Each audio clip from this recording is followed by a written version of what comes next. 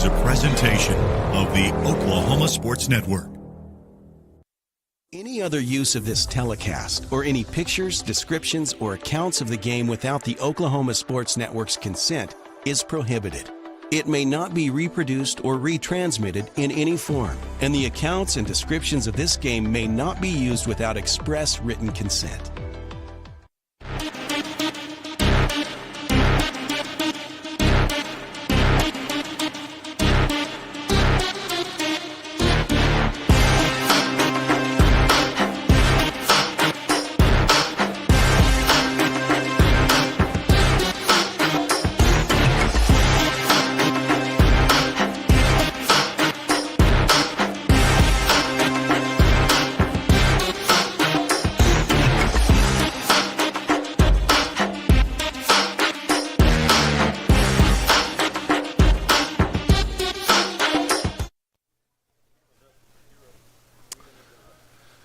Good evening and welcome to Burrito Miko, as we are here every Tuesday night during the football season. This is the last week of the football season as the Owls will take on the Tuttle Tigers in the 4A state championship Saturday night at 7 p.m. at UCO Chad Richardson Stadium.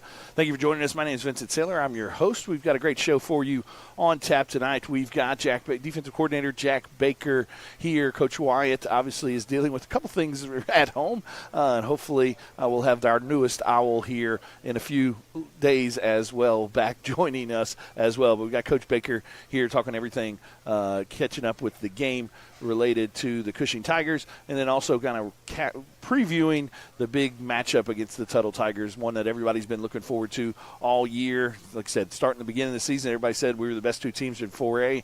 We've played the whole season out, and both of us finished 13-0 and ready for that big matchup there at Chad Richardson Stadium. Everybody needs to be there Saturday night at 7 p.m., so we're looking forward to that big game. Obviously, gold ball on the line. Big win, though, last week over the Cushing Tigers, 52-6. In that game, Ritzenmeyer scored his 100th touchdown, now has 102 in his career and 45 on the year so far this year. So also a special guest tonight will be Ritzenmeyer and Kaysen-Meyer. So we'll have the Meyer brothers here to talk a little bit about that Ada game and then about the Cushing game, and also talk a little bit Tuttle Tigers. Want to congratulate Coach Wyatt, Ritzenmeyer, and Brody Morrison did a great job today at the 4A State Championship Media Day. Did a great job representing Elgin. Was up there with those guys, answered all the questions great. Didn't allow any bulletin board material, which we were all a little nervous about, but also got to see Coach Ballard and the guys from Tuttle as well. So good job by the OSAA handling that media day. It was a great event. It was really cool to kind of see all those teams get together and kind of have a little bit of a press conference, kind of show how big of a week this is for the state of Oklahoma. We'll be the last show in town with the game on Saturday night. There'll be 2 games on Thursday, 2 games on Friday, and then the 2 games on Saturday, with ours being the last high school football game this year in the state of Oklahoma. And like I said, save the best for last, I guess you can say. This is a matchup that everybody's been looking forward to since last year. Last year, the Owls won 29-22 to claim their first gold ball, and it's going to take an effort like it did last year to bring that gold ball back to Elgin. But one that I think if we are able to take care of the small things and do what we need to do and control that line of scrimmage and run the ball at them, I think there's a strong possibility we can come back with that second gold ball. So like I said, we've got a great show on tap for you tonight. Welcome everybody here to Burrito Miko. I want to thank Miguel and his entire staff for allowing us to have this show for you all season here at Burrito Miko. Fortunately, it's going to be our last show no matter what at the end of the day, but hopefully at the end of this Saturday, we'll be coming back to Elgin and hopefully having a little parade or something like that, holding that gold ball up for the second time ever. So we'll take a quick break. We'll kind of recap a little bit of the Cushing game before we get Coach Baker on. You're watching the Elgin Owl Coaches Show on the Oklahoma Sports Network.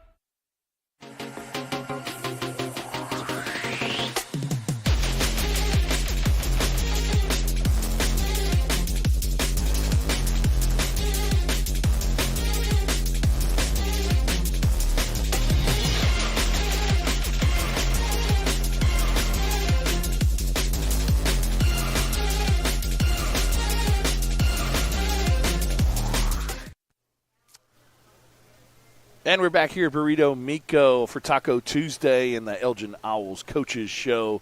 Big win last week, obviously 52-6 over the Cushing Tigers. Cushing came into the game with a very high-powered offense, but the Owls defense really suffocated them and did a great job there, only allowing 119 yards, I believe, to that high-powered Cushing offense. So congratulations to the defense. We've got Coach Jack Baker here to discuss a little bit about that defense performance and players of the game related to that Cushing game. But overall, just a great performance, probably our best performance top to bottom from the entire team. All three phases of the game really kicked in. Defense, like I said, we just talked about them, did a great job on that high-powered offense, only giving up 6 points and, like I said, a little bit over 100 total yards of offense. Offense obviously put up 52 points. And then Ritson Meyer able to score, hit 4 touchdowns, was able to get his 100th touchdown in his career. I know we've been talking about it. Finished the game with 4 touchdowns.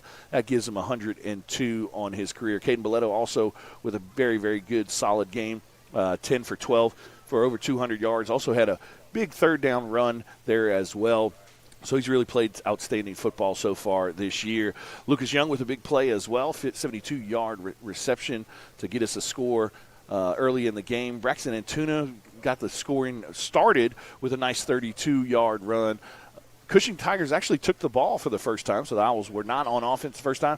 Defense did a great job, 3 and out, and then the offense went down and scored some points. And from there, it was all Owls rolling to the 52-6 victory over the Cushing Tigers. Like I said, big one obviously coming up this week against the Tuttle Tigers, kind of a matchup of another Tigers. They already beat one, so let's move on to the second Tigers. Here, kitty, here we go. So we got the Tuttle Tigers this week. Big matchup again, obviously 14. Both teams coming in 13-0. All season have been ranked first and second throughout the state, depending on what publication you look at, and a rematch from last year's game as well. So we're looking forward to a big one. We need everybody from Elgin there, just like last year, loud and proud in those stands. The weather's kind of giving us a little bit of a break. Earlier in the week, it looked like it was going to be super, super cold, but as the days continue to move by, it looks like it is getting warmer and warmer, so hopefully it'll be around those upper 40s to mid-40s at kickoff, and it'll be great weather, great football weather for mid-December. It's always great to be playing football in December, obviously in the state championship game again for the second year in a row. Owls have 27 victories in a row right now, looking to make it 28 and hold up that gold ball for the second time. Obviously, last year the Owls took care of business against the Tuttle Tigers, 29-22. Got off to a great start and had an early lead. Tuttle kind of fought back, and then Elgin was able to take the lead there in the third or fourth quarter. And then with about 5-6 minutes left in the game, kind of put it on Ritson Meyer's shoulders and was able to run out the clock to secure our first gold ball in school history. So looking to kind of have a similar performance out of Ritson.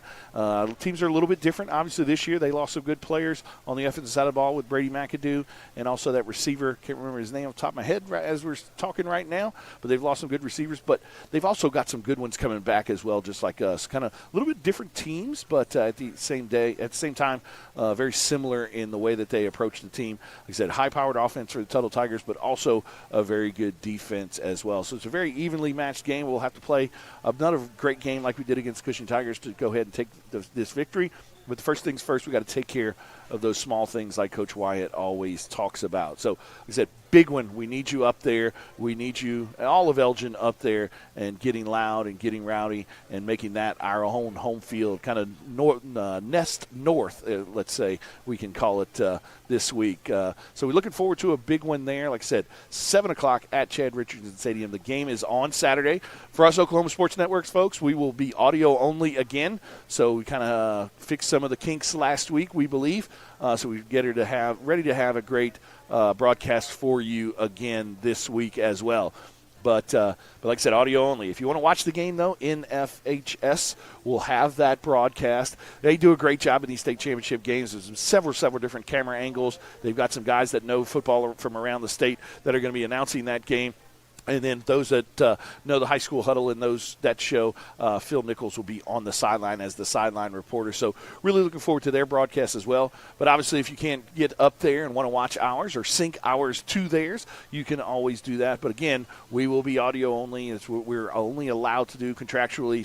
But we will still try and bring you all the action as much as possible. Chris has been working on his graphics again, so congratulations to Chris. Hopefully this week we'll get him a little bit in the right definition, I guess you could say, rather than the pixels we had last week. So hopefully we'll get all that taken care of for you. But after this break, we'll be talking with Coach Jack Baker, whose defense did a phenomenal job, not only in that Cushing game, but obviously all year, only allowing 7 points on the year, and a lot of those points were kind of late in second quarters, late in second halves of some big blowout games and things like that. So really looking forward to talking to him. Obviously, everybody talks about the offenses and things like that, but at the end of the day, without this defense that's been rocking and rolling all year, we wouldn't be in the position that we are. Coming into this game 13-0, looking to get that 28th victory in a row, finish 2 seasons in a row, 14-0 as state champs in 4A. So looking forward to it this Saturday night at Chad Richardson Stadium. So after this break, we'll be with Coach, Defensive Coordinator Jack Baker. You're watching the Elgin Owl Coaches Show on the Oklahoma Sports Network.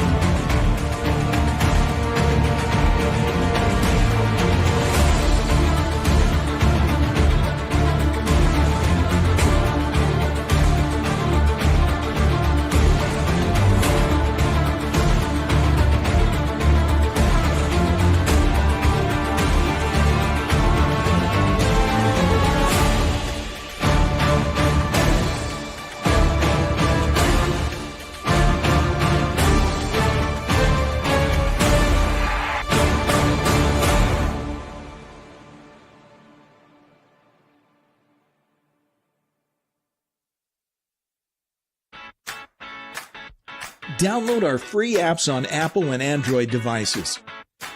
Plus, find us on Roku, Amazon Fire, and Apple TV. Search Oklahoma Sports Network and watch from anywhere.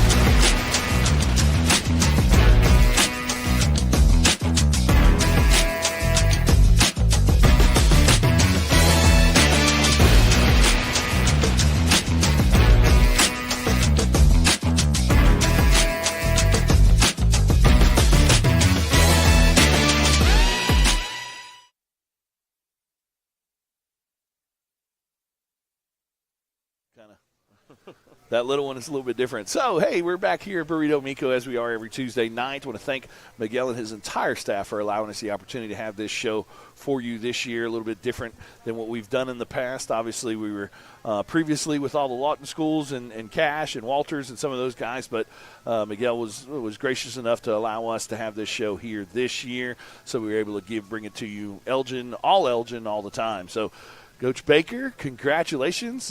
You were our player of the game last week. Everybody talked about it. Let's talk a little bit about the game. Gotcha. I mean, everybody talked, Cushing Tigers. I mean, the offense, high-powered, scoring 50 points a game, this, that, and the other. But your defense did a great job, obviously, all night, only giving up 6 points and only holding them to, I think, 119 yards, give or take. So, I mean, great job by your guys. Great job by you and the game plan and all the coaching staff. And then the offensive side of the ball obviously did a great job as well. Ritson was able to finally get that 100 touchdown mark that we've been kind of talking about for the last several weeks. And then big special teams game as well, because they got a little bit of momentum there going, 28-6, and Corday was able to return that kick for a touchdown. I mean, he said that's why we always talk about Corday and wanting to get the ball in his hands, because when he's able to get the ball in his hands, he does some fun and exciting things. So, Coach, let's talk a little bit, just kind of your first impressions before we get into players of the game and kind of some scheme stuff. Let's just talk about your first impressions of the game. Obviously going into that one a little bit nervous because of what we saw on film from their offense, but you guys are ready for the task. And so talk a little bit about your first impressions of the game and what you thought of it. Yeah, no, I thought our kids came out and played lights out from jump. Cushing, district champ, 11 or I don't know. They were 11-1, yeah, 11-1, yeah. 11-1 on the year. Yeah. That's the thing about it. when you get to the semifinals, everybody's good, right? And they were talented. And here's the other thing that I like to remind our kids that at this point in time in the year, it doesn't matter. You don't have to be better than somebody on paper. You don't have to be better than them all year long. You got to be better than them for one night, day, right? Right. So. I thought our kids took that challenge and they got after it and from jump and really kind of dominated the game. And, again, explosive offense, averaging 40-some points a game. Quarterback can sling it and can run around with it. Some fast receivers and big physical, tough tailback and a lot of screen things and defending the field and a great little tune-up for what we're getting ready for. So, hats off to Cushing. Had a really good team and a great season this year, but, man, I was really proud of our kids. So. Yeah, I mean, great job by the defense overall. I mean, Kaysen-Meyer, I think, led the team with 9 tackles. I think Ritson also had 8. But overall, like I said, the defensive backs had a great game as well. Yes. Didn't really let anybody get behind them. Tried to throw a couple deep balls here and there on Corday, but Corday did a good job of stepping up to that challenge. Not many people have tested the Honey Owl this year, but that's okay because when they did last year and they saw what happened there. But talk a little bit about the defense and kind of those defensive backs and what they did in that game to kind of keep everything in front and things along those lines. We had 2 weeks there to get prepared, and really, it's even today. We're still running individual. We're still working on skills. We're still trying to get better as players, and so that's what we did for 2 weeks, and really trained our eyes in the back end. I felt at times, leading into that game, our eyes get a little wonky back there. And man, they did a really good job of keeping good eyes, keeping good leverage, and playing tough. And we told them, hey, let the front take care of the front. You guys take care of that back end. And they did an outstanding job. Again, staying on top, keeping good eyes, rallying around and tackling and contesting balls and tremendous job. I mean, I was really proud of them. 5 sacks as well. I mean, obviously you're kind of known for bringing some pressure and things like that. I mean, talk about kind of the demoralizing side of it from an offensive perspective. I mean, as an old quarterback, I mean, nothing's worse than getting sacked and then not only just getting sacks, but I mean, hitting the quarterback every time. I mean, getting up off the ground, I mean, makes it hard and things like that. But talk a little bit kind of about that and your philosophy when it comes, to getting pressure and getting those sacks. Yeah, well, first and foremost, that whole game started up front, and that was huge for our defensive line. Normally when you're a pressure guy and you bring pressure, people are going to start hitting and throwing screens at you.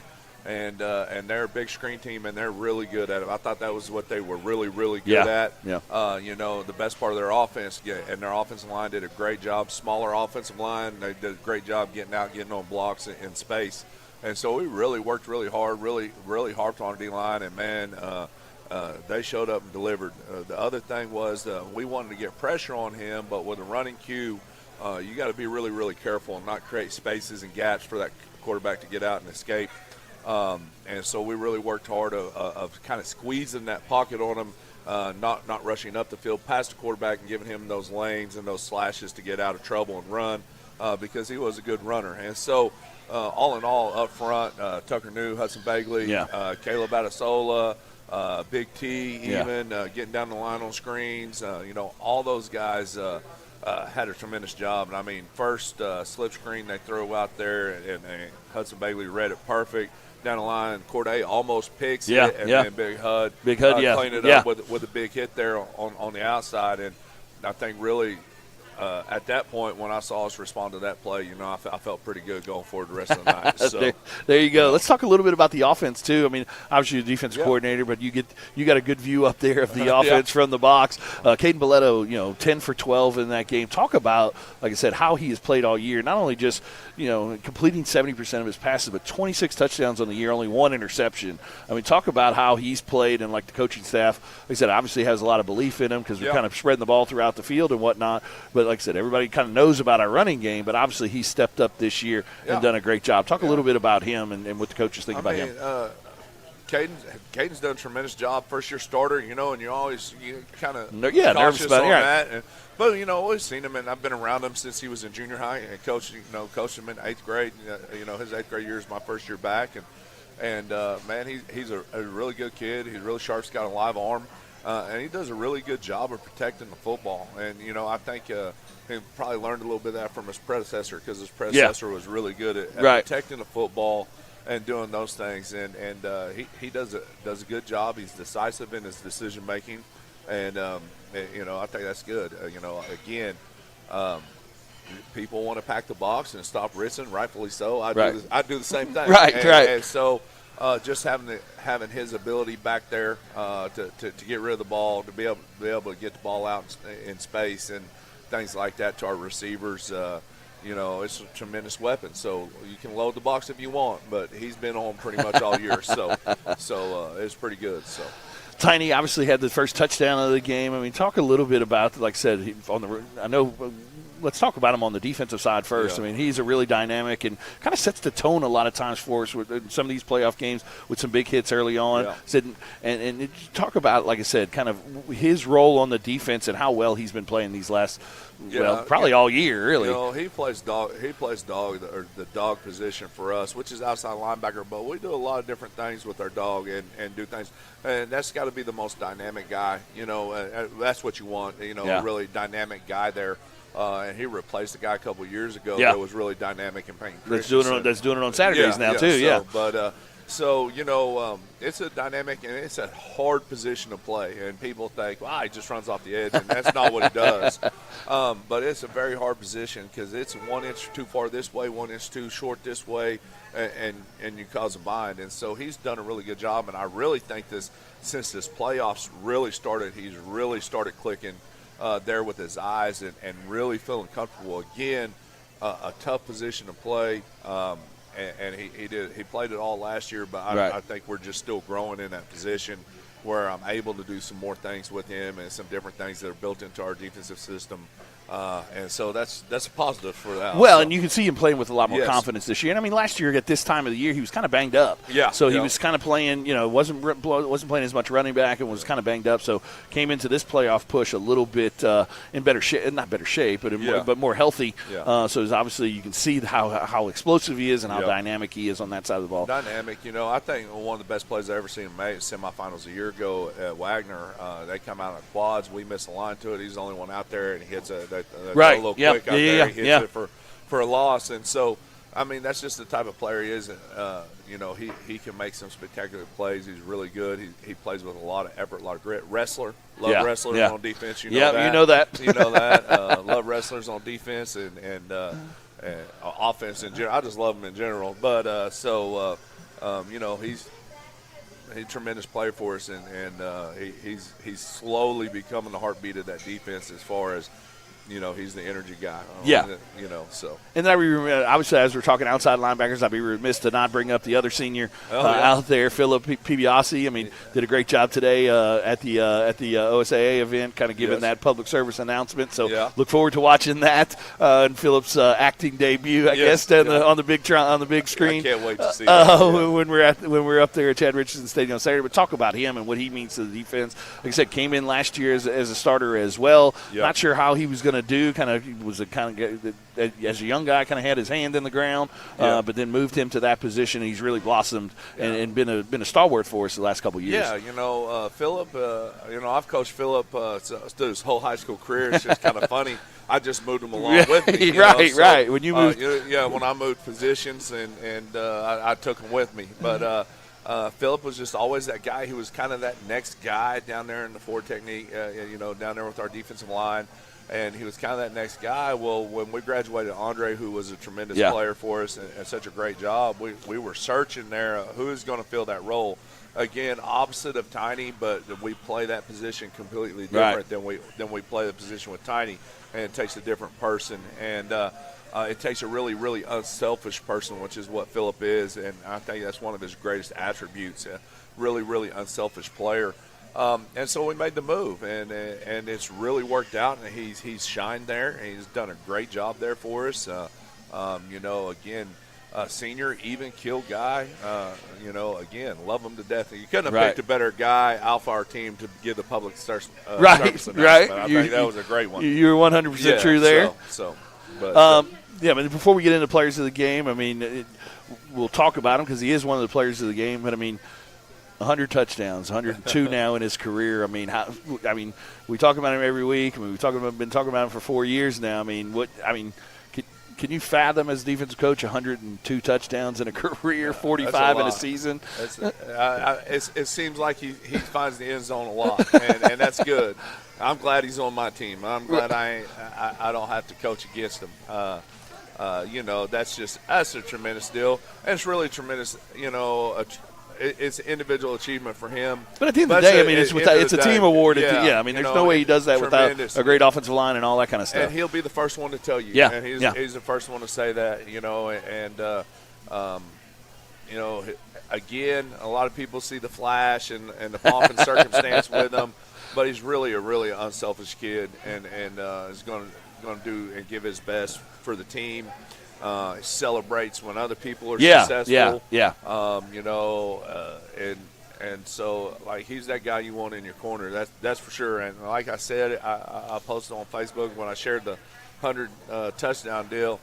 There's nobody better when the lights are on and the stage is bigger. And he's going to come alive and I've believed in that for 4 years, and I'm going to keep believing in it one more week. So. Yeah, he answers the bell every week, and like I said, as the stage gets bigger, he gets bigger as well. Yeah. And then, like you said, on that first touchdown, Tiny's the one that got the first touchdown of the game, and the first person out there to kind of do the jumping high five that they always do is Ritson. Like I said, being so close to that 100, you would think some kids would kind of, I need to get my 2 to get this over with, but he's the first one out there cheering because at the end of the day, all that matters to him is holding up that gold ball. And I think that's just something that's built into the fabric of the program that Coach White's done a great job of incorporating. Because you saw it before that. You saw it with Matt Lund and Ritson. And you saw how they interacted when each other was having success when they were sharing the backfield together. And he was kind of in that tiny role, you know. And so, and I love it. I love when Casey makes a big play and stuff. And I love the fact that Ritson's first one out there jumping on the field and jumping on him and just how they feed off each other. And I think that's our kids in general. They want to see each other be successful. It's not a lot of I need the spotlight type of kids on our team, and they want to celebrate each other and win. So. Well, and then during the OSAA press conference today, one of the first things he said, when they said something about like putting your last game into perception or whatnot. One of the first things he said is, I want to play my last game with my brother and win the state championship with my brother again. That just kind of shows, their camaraderie and whatnot. Yeah. Glad to we'll have both of them on here in a few little bit. So there's no telling what will happen during that session of this. But they're big family oriented and they're family first people, and that's a great thing about them, man. And there has to be some knockdown drag out fights in that house. But at the end of the day, man, they're tight. And they're tight together, man. And you really love that about them. I think that's something that's part of their character that makes them special too. Yeah. So. And then all right, let's talk a little bit players of the game. On the offensive side of the ball, where are my players of the game? All right, here we go. On the offensive side of the ball, offensive, Gator. Gator was the offensive player of the game. Yes. 133 rushing yards. Kind of got in there, obviously, in third, fourth quarter. But, we have a lot of trust in him, obviously, to run that clock out because we know he's secure with the ball. And then he's one of those unselfish kids that runs up and down on the first half, all special teams and does all that type of stuff. But then when it's time to put the game away, we have enough trust in him. Yeah. And he does a great job. And then, like I said, finishes the game with 133-something yards and is able to be the offensive player of the game. I watched back the game. I said, I'll text. We got coaches group text. And I said, how many teams in our district is he the starting tailback for? Right. And there's quite a few. Right. Right. What I love about him is he goes forward. There ain't a whole lot of dipping, diving, juking, dancing. He's going to get the ball and he's going to go forward. Is that pretty? Sometimes it's not, but he goes forward. And as a defensive guy, I like when our running backs go forward. I like positive yards when we're on offense. There you go. He's fun to watch, man. And kudos to him as such a program guy that has stuck through. He's done everything we've asked him to do. He's filled a lot of roles. He's filled a lot of roles on special teams. Yeah. all those things, and man, he stayed true to the team, true team player, man. Speaks great to his character, and glad he's ours for sure. Defensive player of the game with 1 sack, 1 tackle for loss, and 9 tackles. Talked a little bit about him earlier. We'll have him on the show here in a minute. Kaysenmeyer. And 2 forced fumbles. Okay, there we go. Might not have got credit for, but they were out. Yes, but anyways, yes. Kaysen, again, just continues to excel, growing in the role. Beginning of this year, we talked a lot about Kaysen replacing Colin. Right. And it was a lot of us building, especially between me and him, a lot of us building trust with each other, which we had worked through together. He filled the same role in 8th grade, and I coached him and did that. So, I mean, it's grown to that I trust him, and I trust him completely. And if he makes a check or if he makes a call, even if it's the wrong one, I'm going to live with it and back him. And he's earned that from me. He's a very cerebral. I'm using big words now. Not defense coordinators aren't supposed to use. But he's a very smart, heady football player. Understands the game, and he's going to make sure that he's square on his assignment, his alignment. Everybody else is around him, and try to get our defense in the best position possible to make a play. He does a really good job of that, and he's continuing. I can't wait. Obviously we got one more left, but I know I can't wait for a senior year either, because we're really going to be able to hand the keys over to him, I think. So, but and talk a little bit about that now that we're on him. I mean, obviously we talk about it all the time. Oh, he's a quarterback of the defense and things like that. I mean, talk about kind of what you expect out of that guy, because in your defense, I mean, you do expect a lot out of that middle linebacker guy, the guy that is that quarterback of the defense. Yeah. Talk a little bit about kind of some of the things that he's responsible for. I mean, you kind of touched on it a little there, talking getting everybody lined up and things, but just talk about what that position means, and like I said, the mental aspect of it. Yeah, I mean, at first everything runs through him, and first off is patience, because he's got to be patient with me. And sometimes they get a little impatient. Colin had to learn the same thing when he was doing it, and Kaysen's learned as well. But he's got to get the call in. He's got to get it relayed to our guys. He's got to make sure we move. There's some checks and things that he's got to make and recognize. And we watch a lot of things, a lot of film. We watch some film together. I got him in second hours. But sometimes this week it's okay. This week it's okay. And so we'll talk through some things at times there, and just make sure that we're on the same page, because he knows what I want. So if a bad call does come in, like one that he knows, like I know that we don't want to run this to this formation, he gets us out of it, and he's really grown in being comfortable with that. Starting back to the cash game, where we put in something we've done before, in the past, and I radioed down to Coach Hill. I said, "Can we do this?" And Coach Hill asked Casey. Casey said, "I got you." And so that's just the type of player it was, where we were able to change some checks mid-game, adjustments.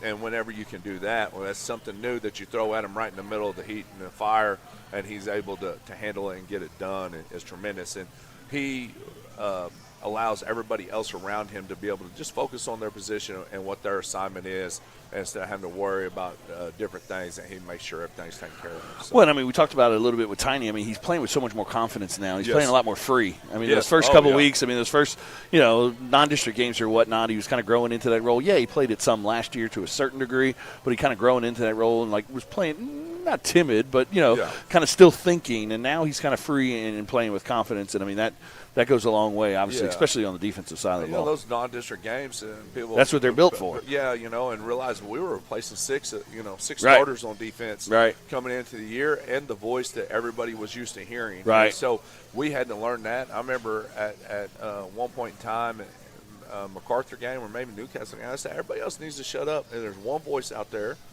and y'all echo the voice, and just everybody was trying to do too much and take the runs. And so we just had to get back to everybody trusting and believing what we're doing and believing in each other, and we had to just work through those growing pains of replacing that many starters at once from a group that had been pretty intact for several years. So and so we grew that. We took a little bit of lumps on defense, and at times I wondered if we were going to be any good defensively at times, and I'm sure everybody else did too, because it wasn't what we were accustomed to. Right. as we got into district play and things, we just kind of settled in a routine, and where we're now, we're playing really, really good defense. And I said, in 22 years of coaching, last year's best defense I ever coached, and that may still be true, but this one's not far off. I promise you. No, not at all. If not equal, they're not far off. I guarantee it. Rough Rider of the game, Lucas Young, obviously kind of new to football this year. Played it, obviously, maybe in junior high and things like that. But first year back on the football team, a senior. Obviously, everybody sees, being the big target and things like that, 72-yard catch at some point. But obviously, being that Rough Rider, that means he's putting his hand in the dirt and doing some dirty work in there as well. So talk a little bit about what he's meant to the team this year. Man, it's been awesome to have Lucas out. He's such a great kid. If you've ever got to talk to him, he is a yes sir, no sir. Respectful kid, but he is a competitor when the lights turn on, and I love that about him. And it's just been really, really fun to watch him grow as a football player. Yes. And how he attacks it and how he wants to learn. From day one that he said, I'm going to do this, it has been nothing but him trying to improve every day. And man, you just really, really love to see it.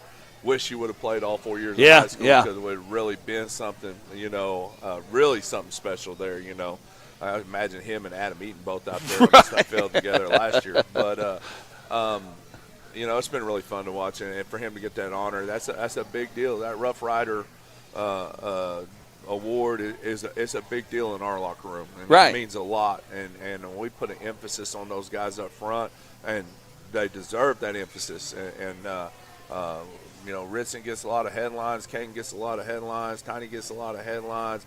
End of the day, those guys put that hand in the mud and go mix it up. So for him to win that award, and be honored with that, it's special. And man, it was awesome to see. So. Well, and to see his growth from week 0 to now is phenomenal. Oh, yeah. And like I said, he's become such a weapon for us.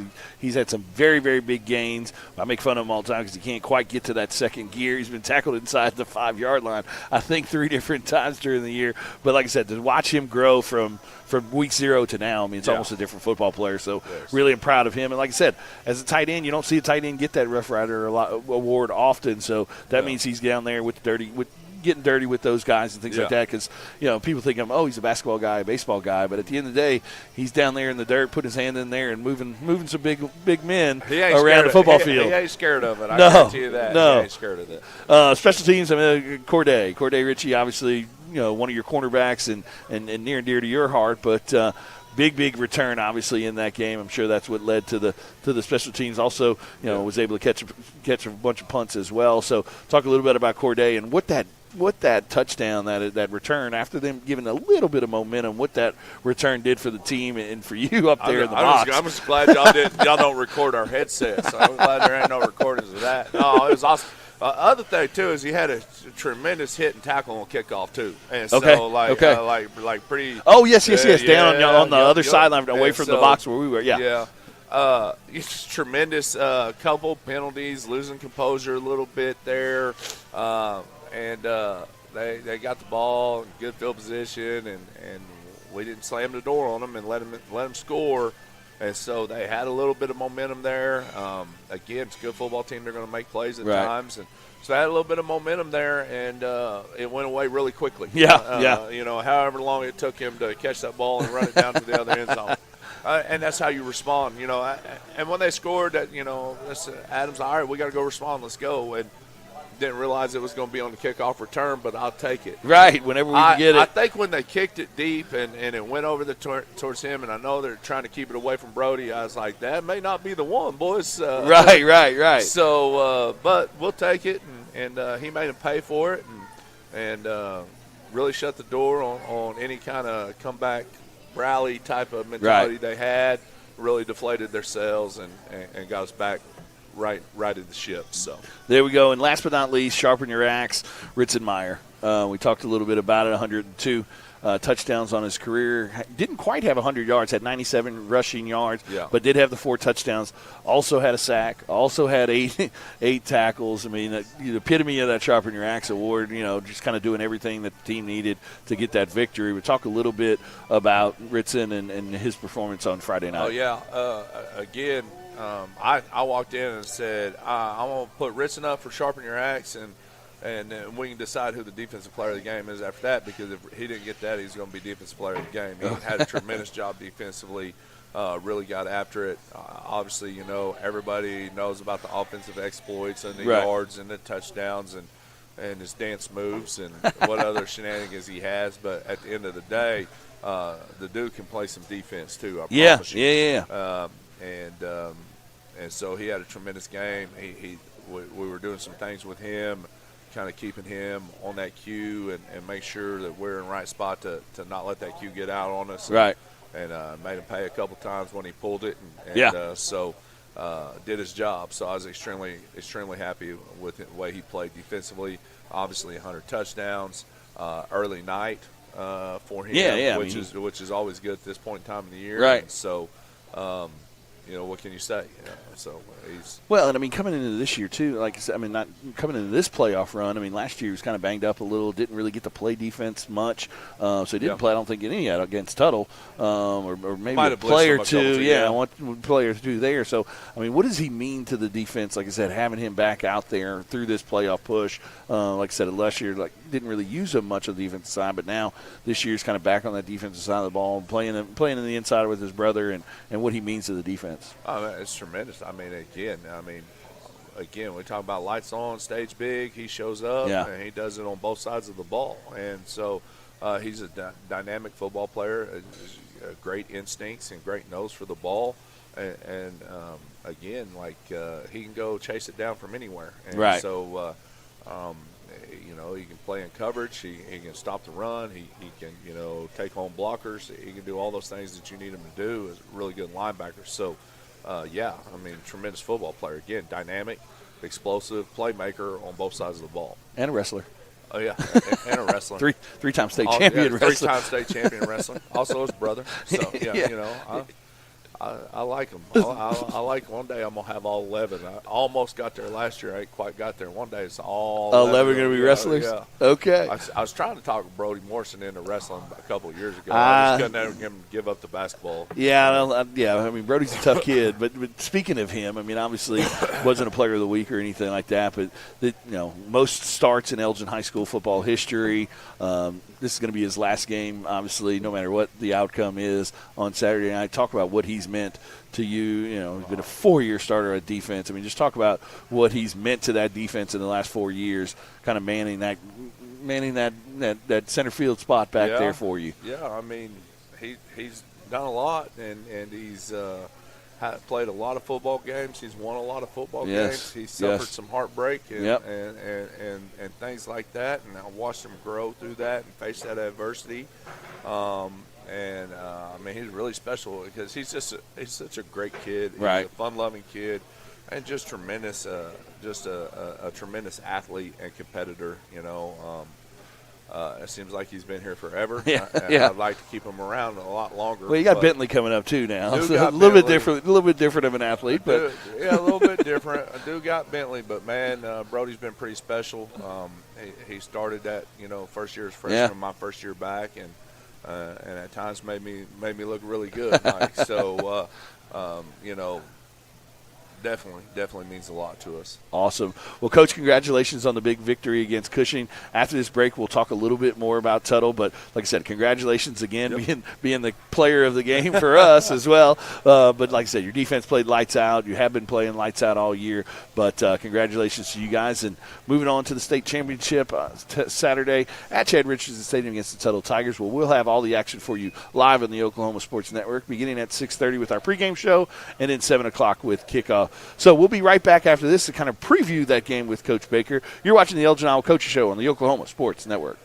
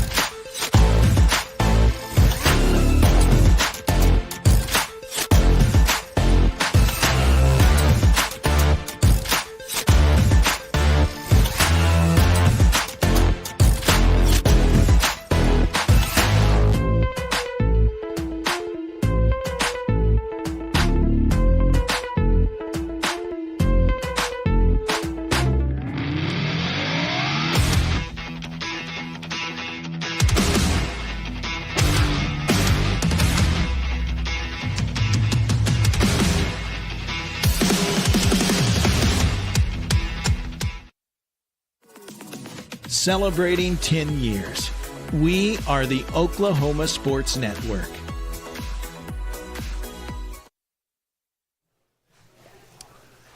And we're back here at Burrito Mico on Taco Tuesday. I want to thank everybody for watching us back wherever you're watching us. Coach, Tuttle Tigers, feels like yesterday almost that we were playing them at Chad Richardson Stadium last year. Kind of big, hard-fought victory, 29-22. Everybody's kind of been looking forward to this one all year. Both teams done a great job of kind of making sure that, take care of the one in front of them. But now that it's here, talk a little bit about your first impressions. Obviously, we saw the game last year. They did a good job taking advantage of some things on the offensive side of the ball. But at the end of the day, Ritzenmeyer was too much for them. And like I said, it ended 29-22. So talk a little bit about this year's Tuttle Tigers and what our viewers can expect from the game on Saturday. You saw them last year. They're a lot the same, right? If not better. Really good football team. Quarterback's back. Cruz Campbell, tremendous quarterback. He's a dog, ain't he? He is a dog.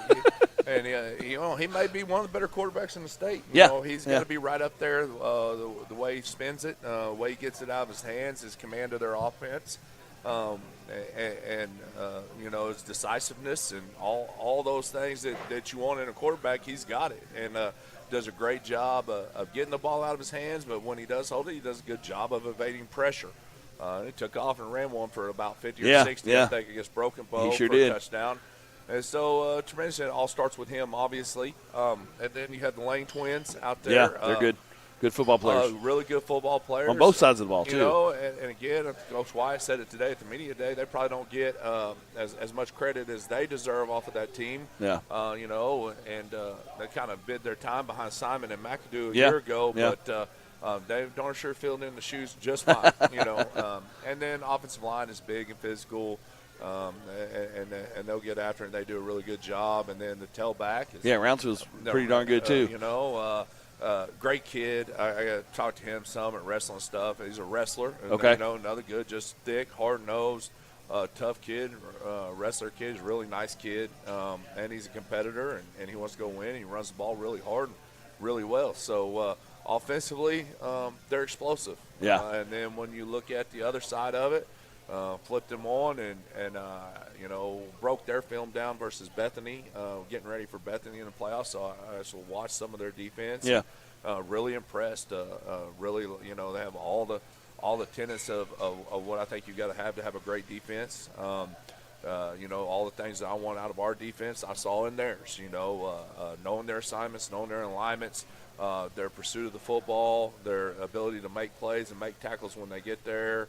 The amount of hats they get to the ball, how they pursue it, and the way they play, it's really impressive. And they're really, really good. I think they're giving up something like 5.5 points. Yeah, not many. Not many a ball game, and so complete football team. And they get after it, and they're well coached, and they obviously take that coaching well because they play well. So. There's not a lot of weakness. Matter of fact, I was kidding with Coach Park, just kind of kidding, and walked in and Sunday, and he was the second one in after me, and I said, "Hey, Coach Park, I got great news for you. Their left guard is just good." And it's kind of joke. He's better than good, but they're all good. But it was just kind of a joke, kind of break the ice, and that's how I look. There's not a lot of weakness. I ain't found the weakness yet. I'll keep watching, and hopefully one will materialize. But they're not. They're good. Right. They're a good football team. They deserve to be in the state championship game, just like we do. And it ought to be a battle. So, talk a little bit about, like I said, getting here. Now last year it was kind of uncharted waters and things like that. And somebody asked it, I think, during the OSAA press conference today, and Brody had a great answer to it. But talk about it from the coach's perspective, from getting to the top, and now that you're at the top, how the difference in the two, and what to expect this year in this game. Kind of knowing, we kind of know how the stadium's laid out. We're in a different locker room this year because we're the home team and things like that. Does that help? Obviously, kind of being there before, and not that it's old hat, but at the end of the day, a lot of these kids were on that team last year and contributed big time in that one. So, Well, I mean, it helps us as far as scheduling and how we go about our week and this preparation to get ready for this game. The only difference is we're the night game now instead of the day game, and so travel arrangements, how we structured practice to get prepared for it. All those things. Obviously, with it being a successful game for us a year ago, there wasn't a whole lot that we felt like we needed to change in that regards. But I mean, the same is on the flip side for them. So yeah, they've been there too. There's right. Definitely no advantage there. So I think just knowing and maybe I remember walking out onto the field when we first got there, just kind of walked the field, just going, wow. This is big time. Right. So doing something that people said could never be done in Elgin, and being able to be there and be in that moment was something special. But outside of that, I think our kids will be focused, locked in, and they've been there, and they've done it, and they understand it, and they understand what the stakes are, so I don't foresee a lot changing with that or difference there, but. Let's talk a little bit about our fans, and let's make a plea to them, I guess, to make sure that I don't think we necessarily have to, but I mean, I always like to. I mean, obviously, tell them how big of a role that they play in this deal, and how important it is for everybody to get up there Saturday and watch this team for the last time. Like I said, this is the last time you're going to get to see this version of the Owls play ever again. It's the last time you get to see Brody Morrison, Ritzenmeyer, Philip Bibiasi, all those seniors that have done such a great job and such great things throughout their careers. I mean, talk a little bit about what we need from them to get us over that hump on Saturday night. Get there and get loud and get rowdy and get aggravating, and that's the thing. I love our fans, and a lot of people don't like us. Right. And that makes it even better, and that's good. Right. And so our fans are passionate. They're loyal. Man, they love these kids. And I love it. And they're going to get out there and going to be loud. Funny, and we'll jump back to Cushing. When the whole team came out for warm-ups, our stands were pretty full already, and the roar got loud, and every one of the Cushing kids turned around to look. They were like, what is going on? Right. And I mean, that's the effect they have. And they're loud and they're rowdy, and people are going to complain about the noise they make and the shakers, and they're going to gripe, and we're brash and we're bold, man, but they're passionate, and they support these kids. They support this team, and we're going to need every bit of that brashness, annoyingness, loud sound, get out there, get loud, get after it. That's what I want. Fill it up. Ghost town. Sorry to Miko, but I hope there's nobody in the restaurant on Saturday. So. We'll come and celebrate Sunday. I'll come by extra on Sunday. Yeah, we'll come by and celebrate big Sunday, but we need everybody up there Saturday. Yeah, well, Coach, congratulations on the year thus far. I mean, 13-0. I mean, 27 straight wins in a row. I mean, headed to your second straight championship in a row. Looking forward to this one on Saturday, and wish you guys all the luck as we can give you, and we'll be there loud and proud with you as well. So congratulations and good luck, man. AKA, go Owls. There we go. All right, you're watching the Elgin Iowa Coaches Show. After this break, we'll have both Ritzenmeyer and Kaysen-Meyer here to talk a little bit of football, and you never know with those two what else might be brought up. So you're watching the Elgin Iowa Coaches Show on the Oklahoma Sports Network.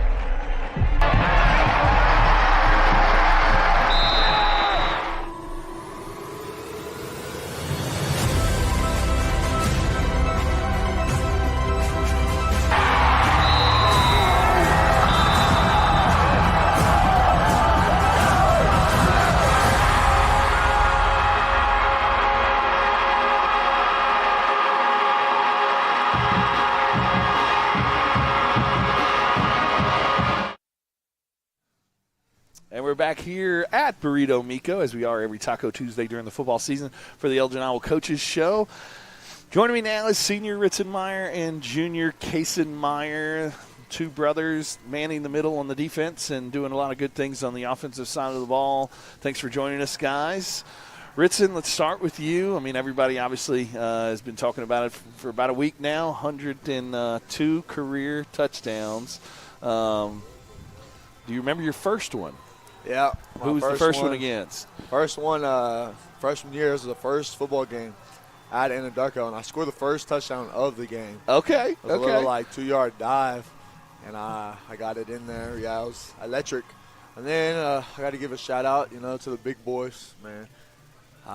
Pushing me always into the end zone. And then a big shout-out to Lucas Young and Brody Morrison for getting tackled at the 2-yard line every single time they get the ball. So appreciate them. That allows you to kind of pad those stats a little, huh? Yeah. You got 45 on the year, and like I said, Lucas has gotten tackled inside the 5-yard line multiple times. So, yeah. And Lucas actually said that today at practice. I said, "Hey, when are you going to get in the end zone?" He goes, "Well, I knew Ritzen was about to get that 100, so I had to get it for him." So, yeah, we're on the way back on the bus, and I'm just chilling, watching my video, about to pass out, and Lucas just texted me. I was like, "Oh, what's he trying to see?" He's like, "Hey, just so you know, I could have scored that touchdown, but I wanted you to score." I was like, "Oh, man, really appreciate you." So, you found the camera after it and kind of gave the little 1-0-0. So you kind of know, you kind of were in the game and knowing what was going on there. Like I said, but talk about, like I said, that offensive line. I mean, it was asked of you this week at the OSAA deal that we were up there. I mean, everybody talked about offensive line last year. I mean, they did such a good job and had the big guys up front, two D1 guys, another guy that signed a college offer as well. So talk a little bit about, like I said, these guys came in underrated, but they're doing a great job up front. So talk a little bit about those guys. Yeah, man, definitely underrated. And I think that helped their mindset. I mean, they knew what they were stepping into. They knew that they had to rise to the occasion.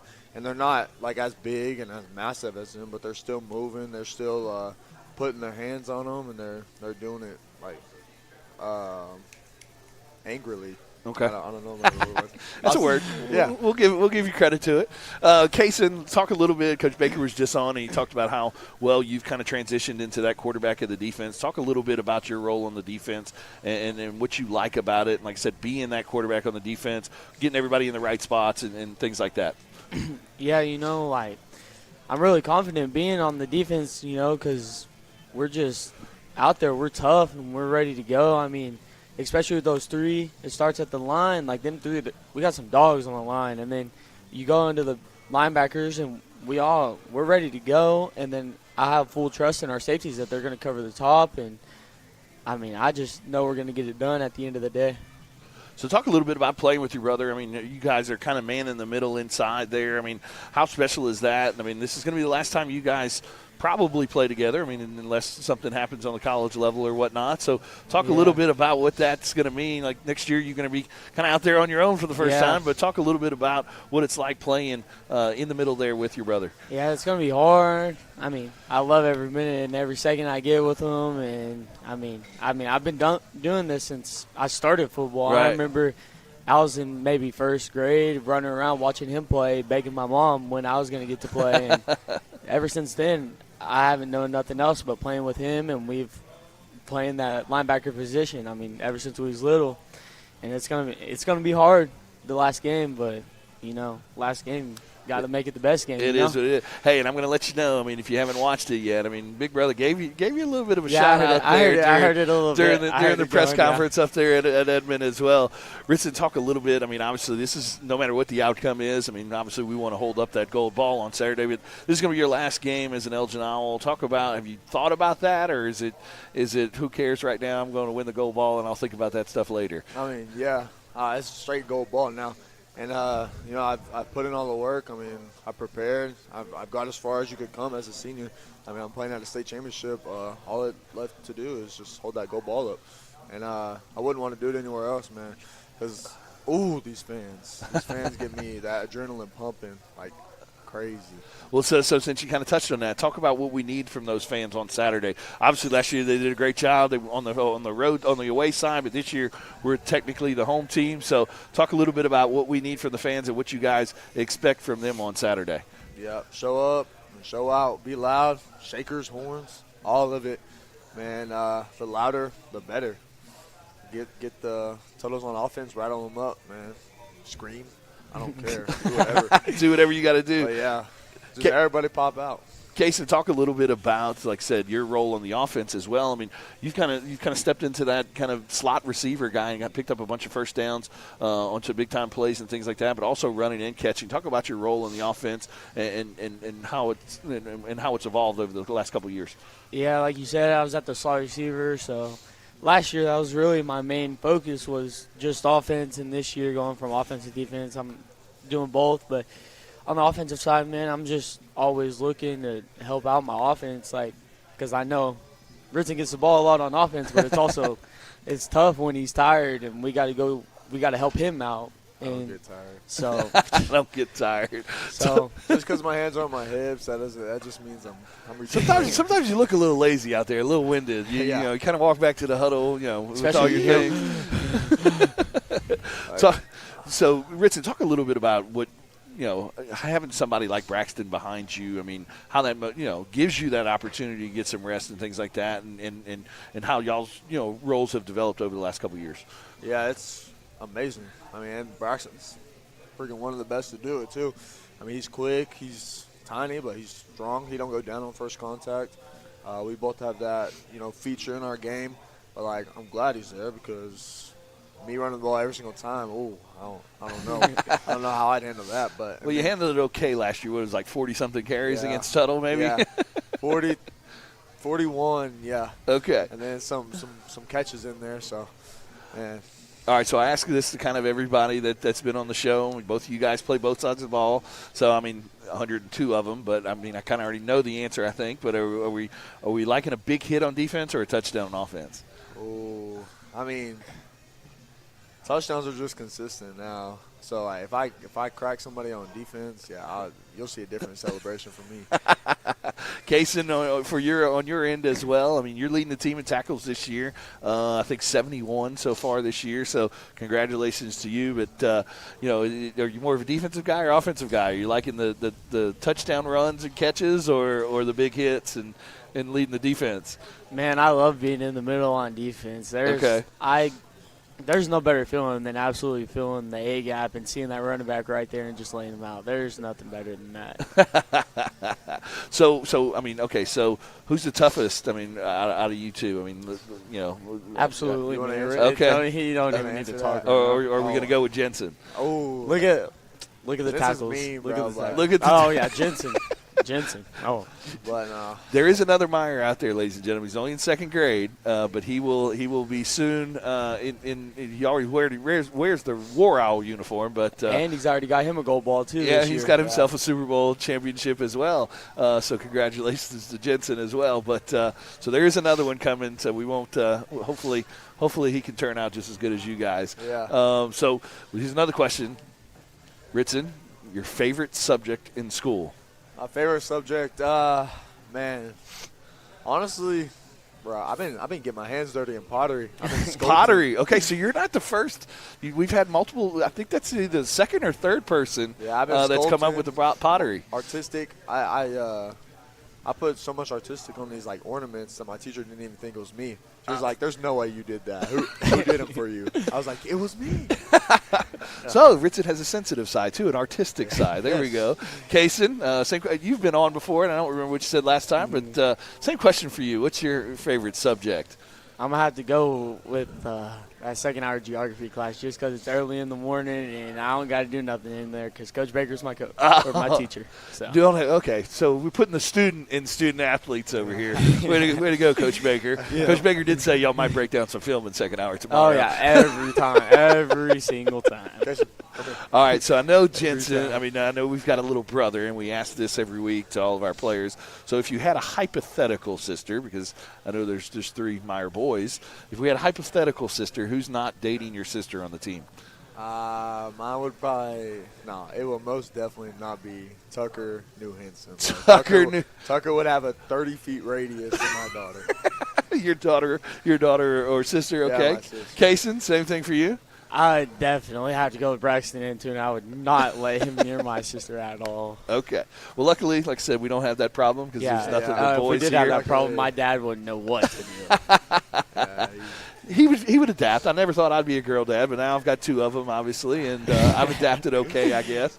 I've kind of adopted some of y'all, so that way y'all get my son itch in. You've been learning some cheers. Cheers 6, 7, all that good stuff. Vincent, I want to hear what your question would be. If you had a daughter in high school, who on the team would you not let? Oh, okay. So we're putting me on the spot. I was thinking about this earlier. Okay, so I would probably have to say no Meyer boy. No Meyer. I mean, because y'all live too close. I mean, Jensen used to be in class with my daughter, and that was making me a little nervous there for a while. But no, yeah, I would have to say a Meyer boy. Meyer boy. No offense, guys.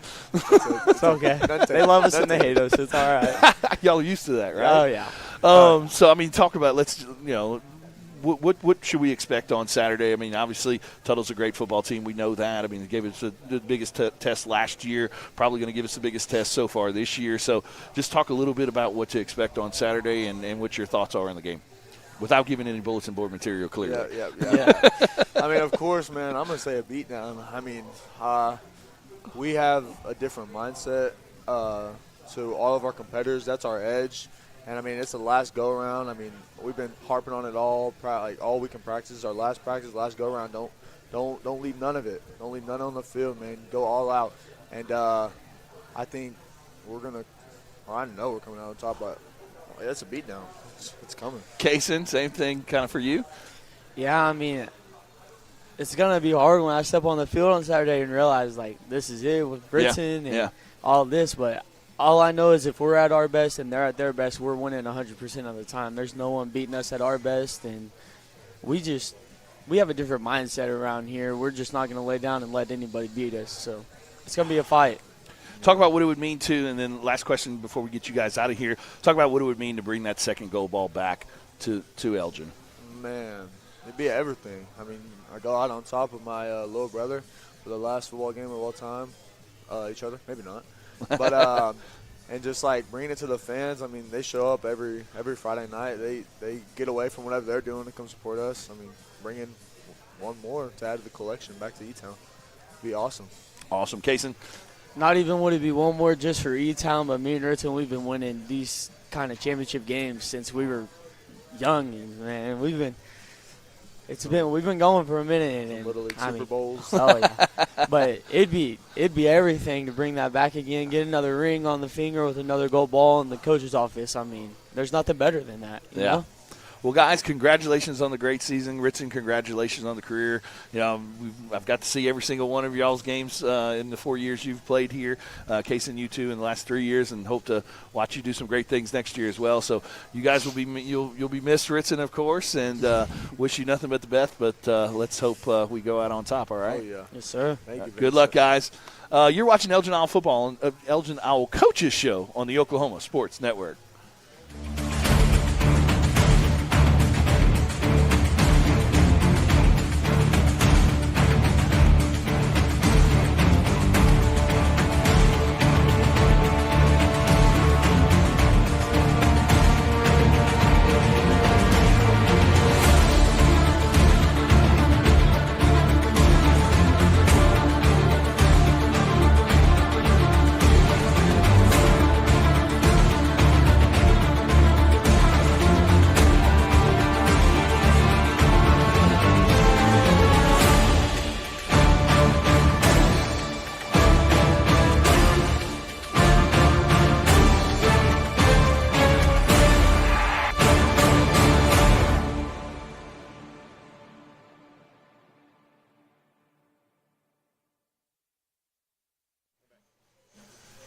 And we're back here at the Elgin Owl Coaches Show. Thank you so much for joining us all year. I want to thank Miguel and everybody here at Burrito Miko for allowing us the opportunity to have our own individual Elgin Owl Coaches Show here. So thank you so much.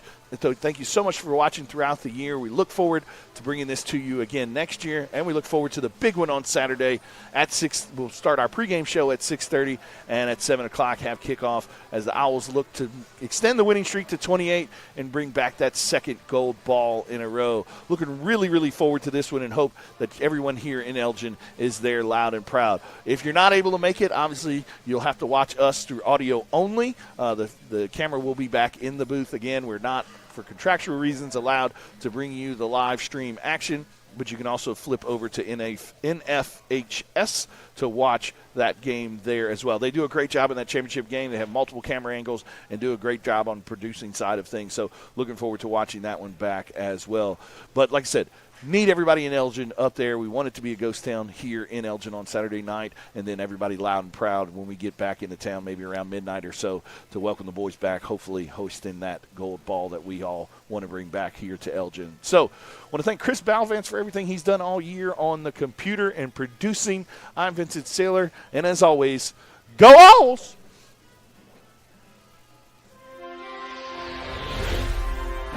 Thanks for watching this presentation of the Oklahoma Sports Network.